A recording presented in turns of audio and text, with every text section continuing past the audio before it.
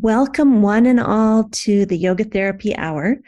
Today, my guest is Barrie Risman, who's from Quebec, Canada. And I had never met or talked to Barrie before this interview, and I was so pleasantly surprised. I'm going to start with a little story, and then I'll tell you what I was so pleasantly surprised about. Some of you know that I've lived in California for 25 years, and I'm considering moving back to be closer to family in the Midwest, specifically to Minnesota. And part of it is really wanting to go home and ground with the people and the land that I came from. But part of it is because living in California, as much as I love so many things about California, including the weather and the people, and there's just so many amazing things that I've gotten to experience for 25 years here.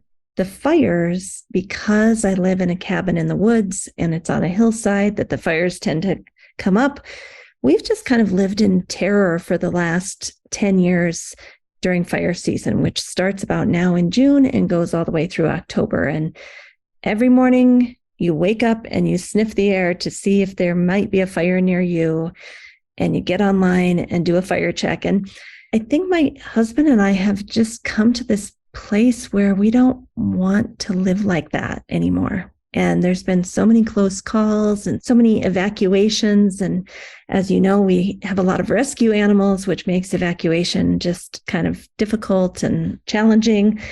So a big part of why we're considering moving back to the Midwest has to do with the changing Mother Earth, the changing climate. And so what Barrie and I are talking about today is spiritual health and Mother Earth. And how can we as yoga teachers, yoga therapists, yoga practitioners use our yoga practice from an elemental approach? And I do this through the Vinyasa tradition and Ayurveda. Barrie does it through the Iyengar tradition and a lot of work that she's doing around a woman named Joanna Macy, the work that reconnects. It's interesting how we both come to this place from different angles, but we feel essentially the same way, that our asana, our pranayama, our mantra, our meditation, we're using those tools and technologies to change the elements in our body, mind, spirit. Do we have too much or too little earth, too much or too little water, too much or too little fire, and so on with air and ether or space? So approaching the yoga practice in body, mind, and spirit to harmonize ourselves by bringing different elements into the practice. And by elements, I mean the 5 that I just listed. So that's part of a connection with the natural world. But as Barrie and I talk about in this interview, why are we doing that? Why do we want to come into harmony on the inside? What does that do for us? It helps us to be more aware so that we can become better stewards of the earth. We can connect with other humans more deeply, that basically it's flowing through us so that we can live our values, which is this spiritual health and connection to Mother Earth.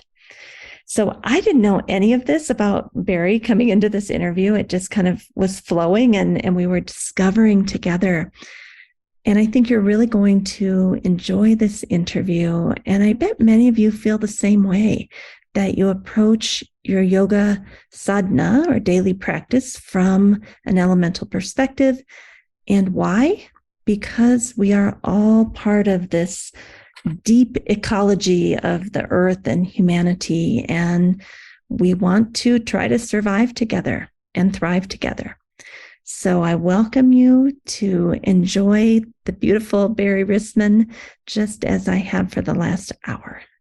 Welcome to the Yoga Therapy Hour. My name is Amy Wheeler, and I'm your host. The Yoga Therapy Hour is here to support you on your mental, emotional, and spiritual journey. We talk about things like nervous system regulation, spiritual connection, how to be more involved in your community, how to communicate well, how to manage your mental health, There are so many things that we are excited to share with you in season 5 of the Yoga Therapy Hour podcast, and we hope that you will share it with your friends, family, colleagues. All right, let's get into today's episode.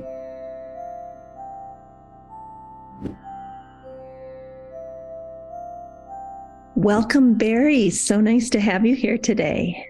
No, it's great to be with you, Amy. So, Barrie, I understand you're in Sutton, which is in southern Quebec in Canada. Yes, that's right. What is your area known for? Like, if we came to visit, what would we want to see or do? It would depend a lot on the time of year. If you were here in the winter, we have a ski mountain. And if you were here in the summer, there's hiking and cycling. It's one of the best places for cycling in Quebec, and wine tasting. We have vineyards of wine and also cider. And it's just a really beautiful, bucolic landscape, rolling hills and cows. We're very close to the Vermont border, just a few kilometers. So it looks a lot like northern Vermont. Mm-hmm. I just like people from all over the world to kind of get a feel for where you are. And then I'm in Southern California, up in the mountains in a cabin in the woods. So just so they can kind of feel like they're having tea with us as we kind of meander through a conversation today. So when we had discussed what we might want to talk about today, and I saw the topic that you had written, I was just overwhelmed because this is probably one of my favorite topics. And you wrote spiritual health and Mother Nature. So tell me about spiritual health and Mother Nature. What does that mean to you? Oh, well, it means so many things. And it probably means different things now than when I first wrote that description, even because it's an area of my own practice and contemplation that's really expanding for me in a lot of really enriching ways. But I picked it because I've been teaching yoga for almost 25 years. And I love teaching the postural practice. And I also really love teaching yoga philosophy. And there's so much about yoga philosophy that has helped me personally and the people that I've taught over the years. But I think when a lot of us are thinking about spiritual health and spiritual well-being and spirituality, it might seem like something kind of transcendent or out there, or it might bring us into ideas we were brought up with that we don't agree with. You know, we all have different ideas about religion and spirituality, but I think the natural world is something that all of us can connect with. There's no dogma attached to it. It's right there for us. And so for me, it's become one of the most powerful and I think really relevant and accessible ways to help people find that sense of spiritual well-being, which is really fundamentally, I think, about a connection with something bigger than ourselves. So when we go out into nature and we start to bring the perspectives of yoga into the way that we are in the natural world, or what I like to think of as the more than human world, I think we open ourselves up to such a tremendous source of strength and resilience and wisdom that's held in the world around us. And I want to add the word awe. You know, I think when you're standing or walking in the forest, or you're sitting by a lake or the ocean, there is something awe-filled about just being. It seems to me it's easier for us to just be when we're looking at a redwood tree or something like that. So strength and wisdom and resilience, I love it. And Barrie, I was reading some of your blogs. I'm going to pull it up on screen for those of you who are watching this on YouTube. You can go to The Optimal State with Amy Wheeler on YouTube and see this if you want. But you have a beautiful website, www.barrierisman.com, which we'll give in the show notes. But I noticed that in your blog, which is just wonderful that you're still writing a blog, because I think so many people are doing video things these days, but you have these blogs about Surya Devata. It just reminds me that the original spirituality, if you will, in yoga especially, comes from the Vedas. And at that time, there wasn't organized religion. There probably wasn't even an idea of a personal God that's interacting with me. It was the sun and the moon and the trees and the stars and the ocean. So does that influence your thoughts at all about spiritual health and Mother Nature? Are you tapping back into kind of some of the Vedic teachings? Well, in a way, yes. And as yoga developed, I mean, there's still so much we don't know actually about how yoga developed. And we're learning more and more about that, about the influences that led to the practices of yoga. But one thing we know is that those notions of that were prevalent in the Vedas, the outer worship of the natural world at a certain point became internalized, right? So it was this idea of the sun inside and the moon inside.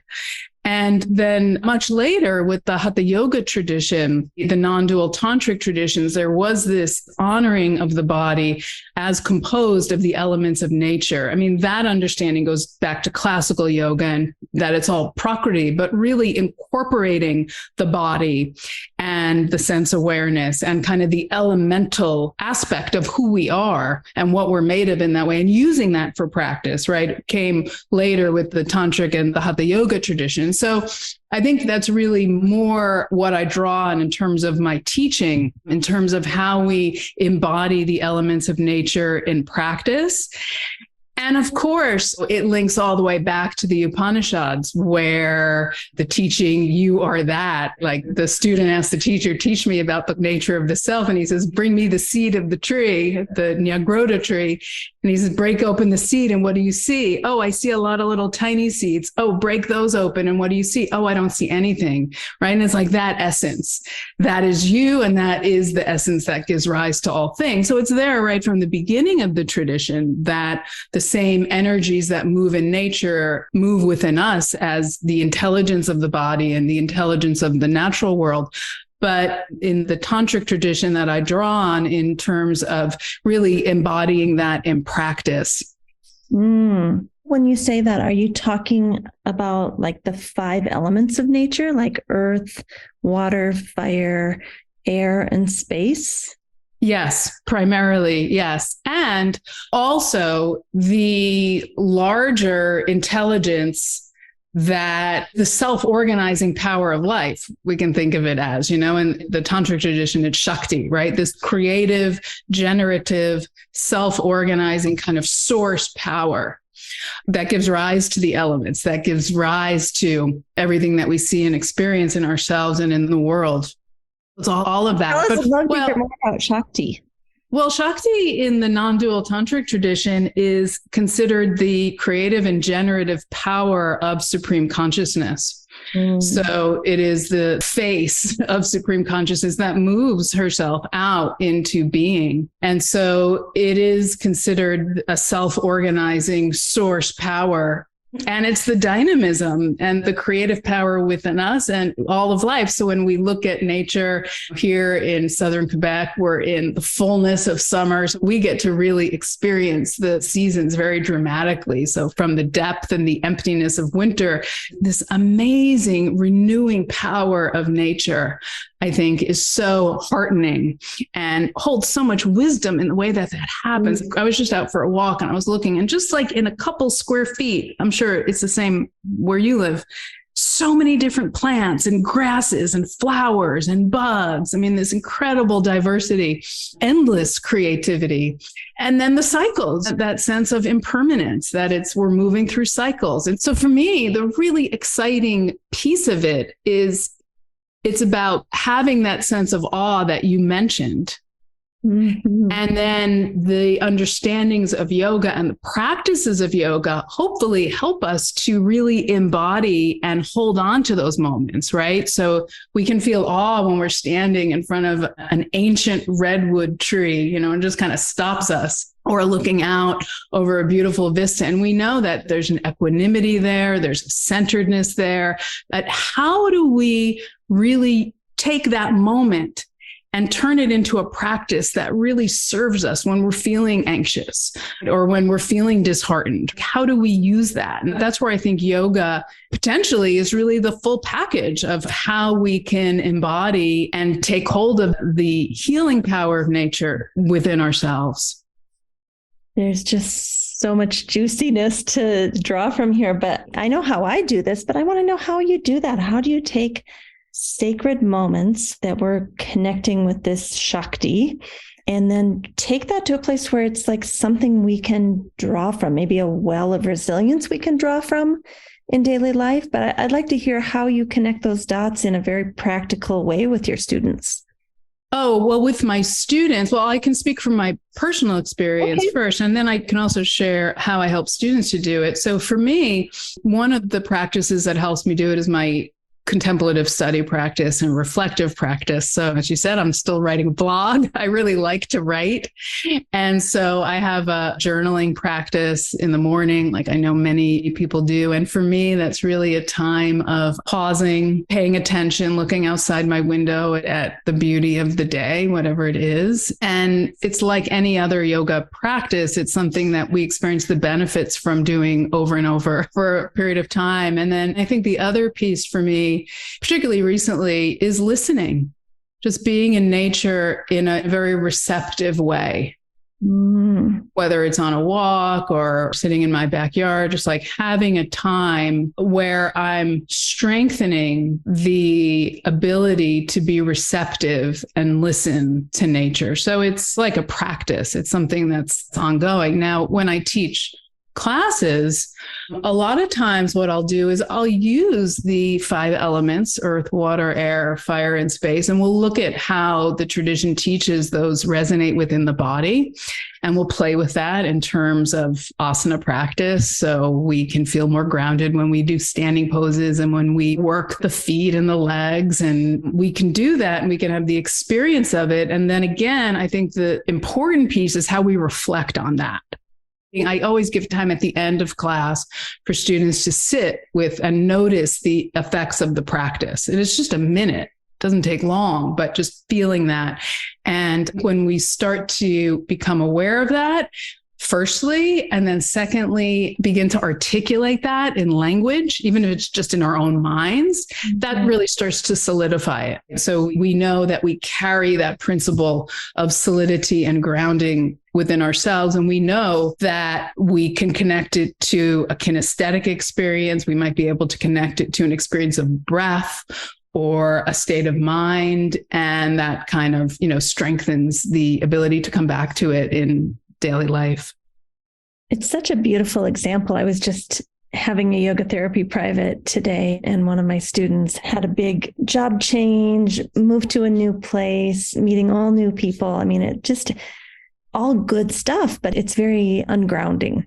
She feels like the roots of her personal tree have been lifted up and put in a new place, and they have to grow down into the earth again. And just what you said, we decided that for her daily practice for the next month or so, it was going to be a grounding practice. And for her, that means kind of more floor work and lots of long exhale breathing and maybe some yoga nidras with a lot of blankets and a weighted blanket on, and just everything to kind of bring her rajas down, her vata and pitta down, and just kind of let her find the roots of her life again. So is that the kind of thing that you're talking about? Yeah, absolutely. And we can think of it in the language of the gunas. We can think of it in the language of the doshas. We can think of it in terms of the elements. We can think about it pranically also, right? There's so many different angles that yoga gives us to kind of make sense of our experience. And how do you know what will bring you into more balance, right? So I think that's a perfect example of what I'm talking about. And I think what you said, that reflective piece, is so interesting because we have the theoretical understanding that this practice might be more grounding or this practice might be more expanding. But I find the more out of balance we are, those theoretical outcomes don't always happen. That I think I'm helping someone to feel expansive, but it really sends them into a panic or fight or flight, right? So reflecting on how did that practice impact me? Was it right for me today? Do I need to titrate it a little bit up or down? Will it be completely different in a new season? Like you say, in Quebec, the 4 seasons are very extremely different. I think that reflective piece is what's most interesting to me. and to my students. How do you feel about the reflective pieces? It really comes down to self-knowledge, because a lot of it has to do with where's my starting point, right? Like for me, I'm more of a kapha constitution, kapha pitta. So I know that when I start to feel kind of lethargic and kind of heavy, I need to move. I need vigorous movement, whether it's yoga or something else. So that's like, I know that that tends to be the way I go out of balance. I know that that tends to be my starting point. And for me, chest opening and creating that expansion and cultivating the air element and back bends, that's really helpful. But someone else that tends toward being more vata, they will need something different. So I write about this in my book, actually, that as a teacher, I don't work so much one-on-one with people. And for that reason, because I teach group classes and I teach online and through my blog and through my writing, I'm not so much of a teacher that's going to give you a prescription saying, do this if you're feeling this, because I think it's so individual. And so I totally agree with you that that reflective piece where we start to just understand and know ourselves more and learn from our practice, that is what's really empowering, because that's where we're going to be able to know over time. And I'm sure you see this in your clients as well. We'll start to learn how to bring ourselves back into balance. I should also say, I'm not a yoga therapist. I'm not a certified yoga therapist, though I have taught yoga therapeutically, before the field of yoga therapy emerged, which I'm so grateful for, because so many people like yourself are doing such amazing, really niche down work. It's just amazing. It's just so wonderful to see. I would argue that even though you're not labeling it yoga therapy, that what you're talking about really, even in a group setting, is very similar to yoga therapy. I mean, I think this is the essence of it. And maybe the only slight difference is the individualized assessment prior to class and kind of tracking people with them so that, oh, wow, that practice did work, it didn't work. But I would argue you probably even know your students well enough that you are doing some of that also. Yeah, I mean, I am of the mind that all yoga should move us toward healing and wholeness. So that is certainly my intention. And so the assessment piece isn't there. I'm not so familiar with working in clinical settings as you all are. So, we speak the same language, right? And we use the same framework. 100%. Anyone, I think, that's teaching yoga as an integrated practice, as a holistic practice. Yeah. So what originally got you interested in spiritual health and Mother Nature? Because I would argue actually that there's many, many, many yoga teachers, even therapeutic yoga teachers, that actually that's not on their radar. So is there something in your life, or have you just always loved being in nature? What brought you to kind of form this paradigm for yourself and your students? Do you remember? That's such a great question. So the answer to part of your question is no, I was not brought up in a family that went camping or spent a lot of time outside. I grew up in the suburbs on Long Island, outside of New York. I lived in the city. I went to George Washington University, which is like an urban school right in the middle of Washington, D.C. So it's funny. I'm just thinking about this now. No, I did not have a strong connection to the natural world as a young person. However, I think moving to the country was definitely part of it. Just being outside more, being in nature more, being where there's more open space and where there's lots of agriculture and people are kind of living a little bit different lifestyle. I was a student of Iyengar yoga for many years, and my teacher, Kevin Gardner, he taught a lot with this elemental approach. And it just kind of grabbed me. This idea of not just awakening consciousness in the body, but working with the different energies. It was a way for me to refine my asana practice that wasn't about achieving harder poses, which, I'm 53. So I've been practicing asana for 30 years, and the body changes, as you know, the needs change. And so I got much less interested in going deep by putting my leg over my head and much more interested in like the subtler, what I think of as a kind of more nuanced and refined depth to the practice. And I really found that in this kind of elemental approach. And so I've just found it to be like such a rich way of expanding my postural practice. And as I mentioned earlier, I just think it's a really accessible, immediate way to bring people into connection with something bigger than themselves. That's always there for us. I agree. And I'm similar to you that I started out with more postural yoga. And then as time went on, got much more interested in the elemental approach. And, the way that I see it, and I was teaching this in class last night, that when we help people come into balance, so whether they're feeling too lethargic and heavy and earthy, or they're feeling too expansive and too much ether or air, when we bring them back to that more balanced place, that's when they feel that divine consciousness within. That's when they are kind of bringing the heaven and the earth together to have more clarity, more wisdom, more strength. So can you talk a little bit about that, if you agree or disagree, or how you teach that part of it? Because there's the elements, but then there's, hey, remember that you're a divine, sacred being. Yeah, absolutely. For sure. It's the experience of balance, I think, is what allows the mind to quiet down a little bit so that we can recognize that. I've been studying deep ecology and the notion of the ecological self, that we think of ourselves as individuals, but actually we are in community with so many other forms of life, like even we carry within ourselves. So bacteria, and we know that those communities are living within us, right?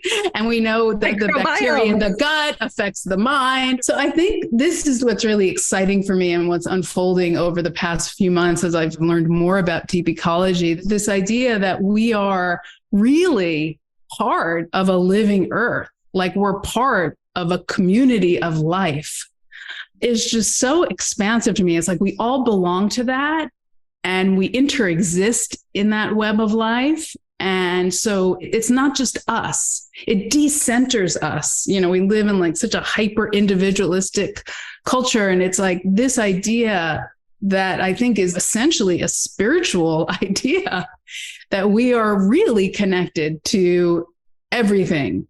And Thich Nhat Hanh speaks about it so beautifully when he writes about interbeing from the Buddhist tradition. So I think that that's really one way. I think when we come into balance, somehow, it's a little mysterious, I think, how it happens, but somehow those edges that hold us separate and make us feel alone and isolated and small and limited, they soften a little bit, and we become more available, I think, in our minds, in our spirits, in our bodies, to experience that larger web of life that we're part of.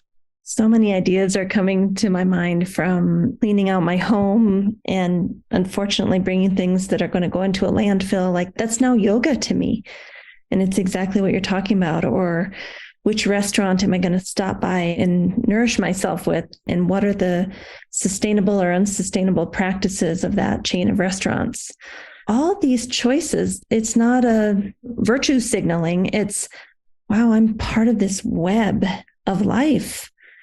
I've been watching the Avatar movie, the second one that came out recently. And, it goes back and forth between these people living in harmony with nature to modern military and economic conquering. And the movie just takes you back and forth. It's just painful to see what we as humans are doing to this web of life. So those are some of the thoughts that come to me when you talk about decentering ourselves and recognizing that we're part of this ecosystem, really. Yeah, I'm really glad you brought that up, because there is a pain associated with it. I've been studying the teachings of Joanna Macy and the work that reconnects, and it's become a really powerful way to kind of synthesize some of these ideas for me. And I'm starting to integrate it into my work as well. If we have the understanding that we are composed of the earth, that we are made of the same energies as nature, then when the earth is suffering, of course we're suffering. Right? It's like when you sprain your wrist, your whole energy goes to like that injury and healing that. So if we think of ourselves as part of a larger body, of Earth, then we're feeling that pain on some level. And I think that is very real. And I think that more and more we need to find ways to talk about that and process that. It's like there's a sadness, there's anger, there's grieving, and it's very natural and normal to feel that when we look at what's happening, that it's completely expected. And so that's been really powerful direction for me over the past year, particularly. I've even been really feeling this lately with other humans, whether I'm in an argument with someone and I start wanting to win and be right, and then I pull back and I have this real tenderness and vulnerability in my heart that, wait a minute, if I win the argument, I've just hurt us. I've hurt you and me because we are together. Or when I think about diversity and equity and inclusion, and what are the ways that I'm cultivating harm towards others by keeping myself in a place of privilege or power, instead of giving up some of that privilege or power so that we can all rise together and have equal rights and equal peace and joy and connection. So a question I want to ask you is, sometimes it hurts so much that it's hard to stay in that game, whether it's looking at what we're doing to Mother Earth or other humans that we love or want to be in connection with. How do you deal with that tenderness around the realization that the whole web of life is not all roses for everyone and everything? No, and we're heading toward even more of that pain and difficulty. So it is tough because as we progress, so to speak, in yoga, we develop, like what I was hearing when you were speaking, that sense of tenderness is your compassion, right? The ability to suffer with, and that we recognize we're all together. Each of us are not free until we're all free. I don't know who said that, but that just kind of echoes what you're saying. Yeah. So I think one thing I've learned through the work that Reconnect and the teachings of Joanna Macy is that actually our grief, we don't have to be afraid of our pain. Because I think sometimes when we feel that pain, we might get scared that if we go into it, we're going to kind of get lost in it. But my experience is that as we face our pain for the world and the injustice in the world, we actually move through it, and it can actually become a source of strength because we're bringing that. It's like we're not afraid of it anymore. We can face it head on. And there's really, I've experienced a tremendous amount of energy in that. So I think it's really great to find other people that you can talk to about this. And it's hard because it's not the kind of thing you would necessarily want to bring up at the dinner table, right? Or, there's lots of reasons in our culture we're taught to, kind of be in pain privately. And not kind of bring it out. So that's one of the things I love about the work that Reconnects actually is it gives space for us to really honor our pain and to transform it into even greater compassion and a sense of strength and resilience that allows us to respond on behalf of life. And I think we should say that there's times for all of us, and there's people in certain life situations that don't even have the bandwidth to take on the moving through process. And I think it's okay to pull back and say, I know that would probably give me more wholeness and strength if I could get there, but now is not the time. Oh, absolutely. Yeah, for sure. So it's when we feel grounded. So I think the other part of it is I work with my breath a lot in that way. There's a practice that I do called breathing through, where I actually move the difficult emotions out. And that's really helpful when I'm feeling in a place where I don't feel quite safe or secure enough, or it's just too overwhelming. You look at the news and it can just get overwhelming. There's a practice I do based on the Tonglen meditation, actually, where you breathe in and you breathe the difficult feelings out through the heart space, right? So I do that a lot. Want to show us a few minutes of it, or does it take too long to experience just a taste of that? Sure, we can do that. I would love to. I think one of my goals for the podcast this season is to give some practical application. So. Okay. So get comfortable. And if you wish, you can close your eyes. You don't have to breathe in any special way for this. Just simply watch your breathing as it happens. moving in and out. And just notice any accompanying sensations, your nose, your upper lip, your chest, your belly. And as you watch the breath, begin to notice that it just happens by itself, without your will, without your deciding. It's as if you're being breathed by life.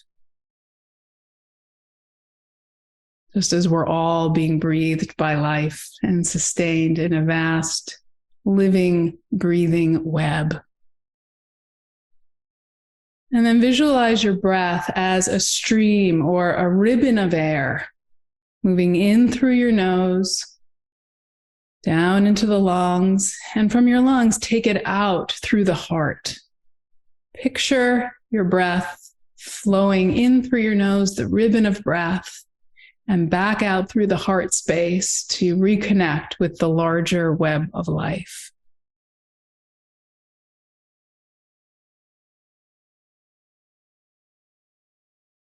And then open your awareness to the suffering that's present in the world, whatever comes up for you right now. It might be collective suffering. It might be individual suffering. It might even be your personal suffering.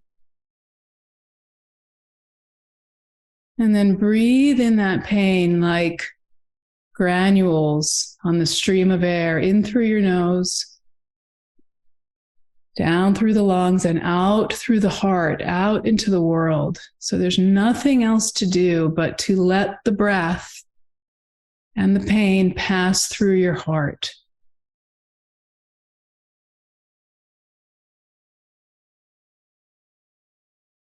And as you do this, breathing that ribbon of air in through your nose and out through the heart space, surrender it to the healing resources, the web of life.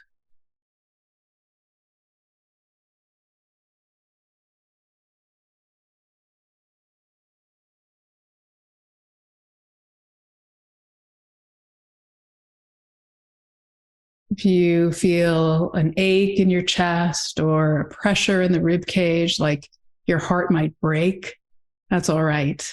Your heart is not an object that can break. But if it were, they say that the heart that breaks open can hold the whole universe.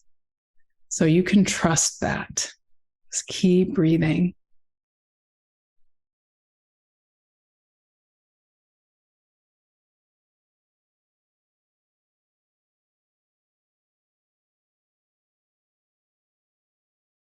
And then when you're ready, you can return to watching the natural movement of your breath.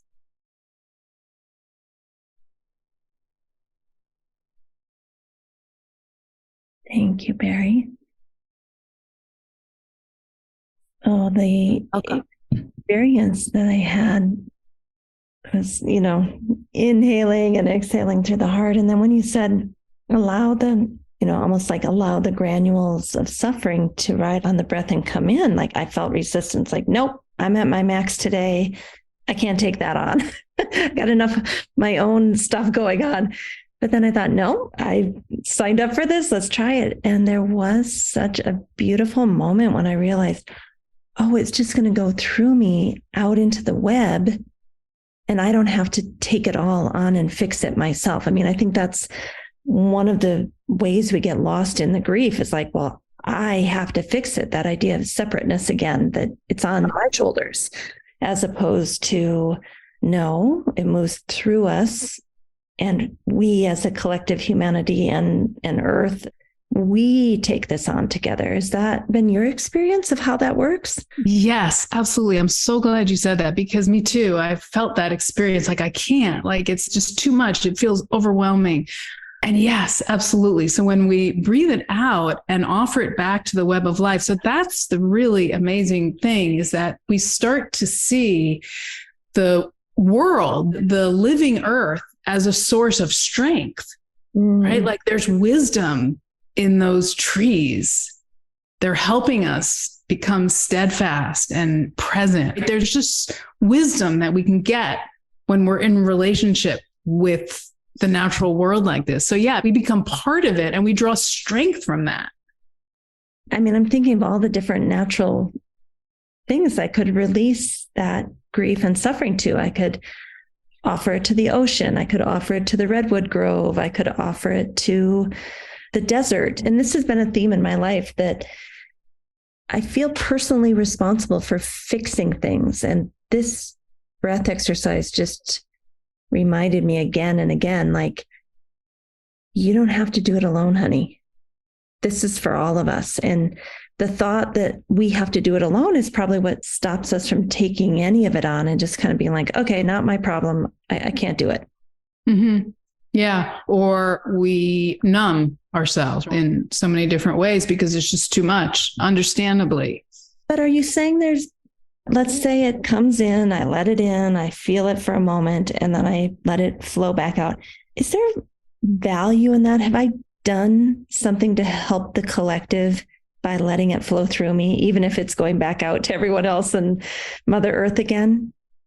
Well, I'm not sure if maybe like a mystical or subtle level somehow, but I think what it does for me, at least, is it brings me into a space where I can become hopeful again, where I can move forward in how I want to contribute to the healing and wholeness of the world. So I'm able to do my part in a better way.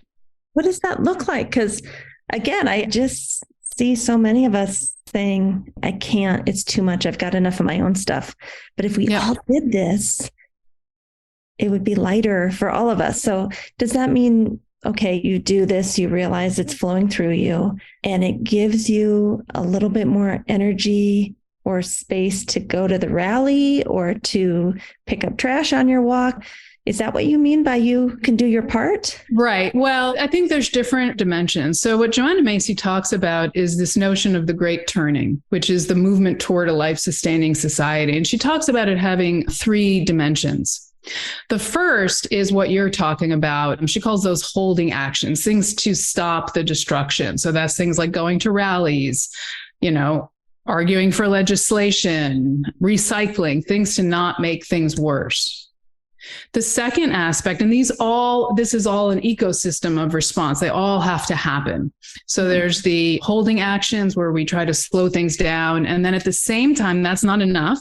And we have to be coming up with new ways of doing things, right? New systems, new ways to grow food, new ways to think about power and justice, and new systems that will support life. And then the third dimension is a shift in consciousness.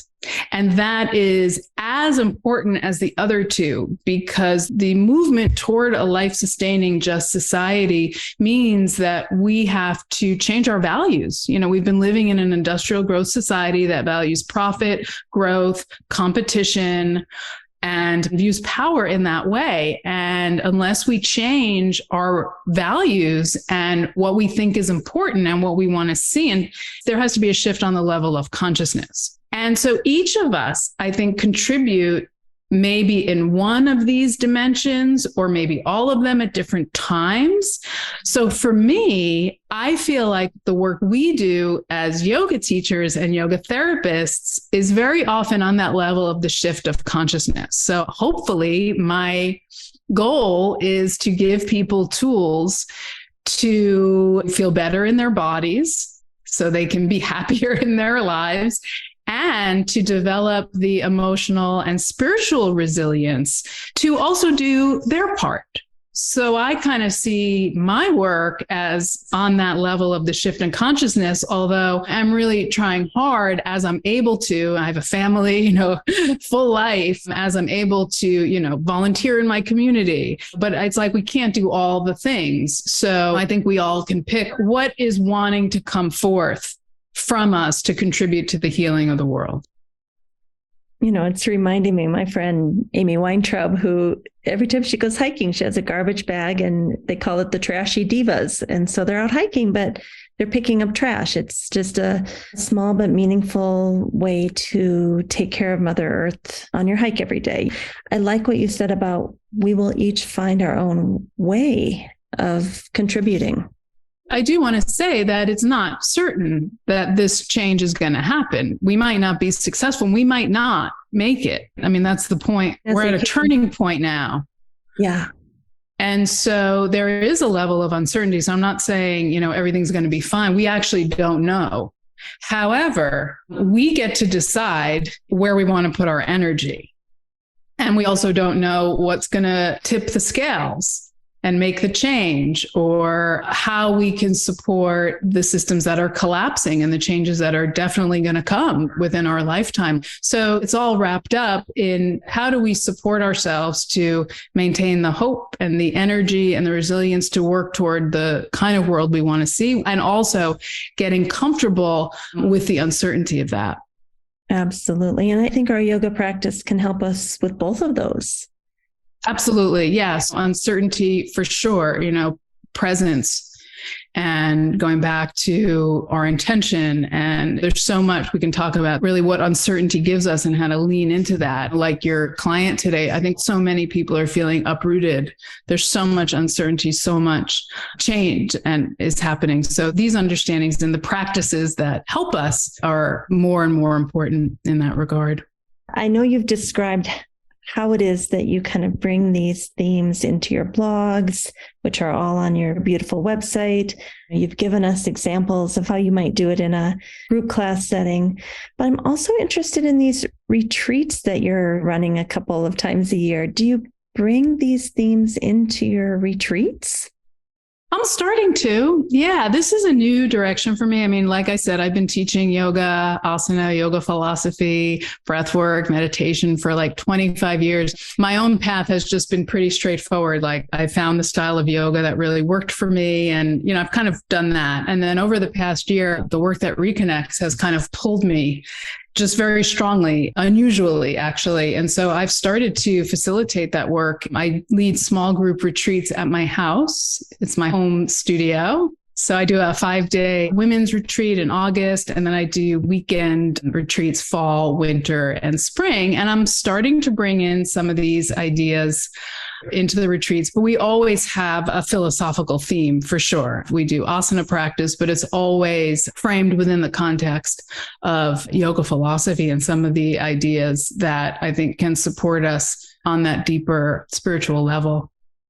And I kind of love that you're, at least the ones I'm seeing here on your Barrie Risman website under workshops and events, I love that it's kind of like 4 times per year.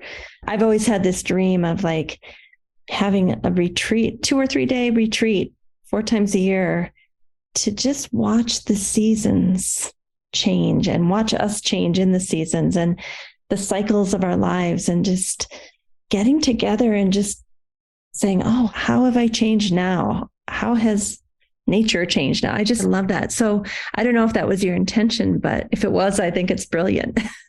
Yeah. And also just that it's really interesting to feel the different energy that's in each season. So the winter retreat feels very different than the spring retreat we just had. But I think for me, the most exciting part of the retreats is that we get to be together. That sense of connection and practicing together again after a few years of being apart, being able to engage in some of these conversations around yoga philosophy with other interested people. It's gold. It's so nourishing. And then actually talking to each other about, just as we have, about the difficulty, kind of working through that as we become more sensitive and more open and more aware of our essential unity. We also have to get stronger in a certain way to hold that. As our compassion widens, we have to get, I think, skillful in the way that we navigate that. Really helpful to be able to talk about things. I think especially if you have some of the same people coming back on a regular basis and starting to build communities that care about this and want to talk about this and want to focus on this, so you don't feel so alone on this journey and maybe like, well, it really doesn't matter. My little part doesn't matter.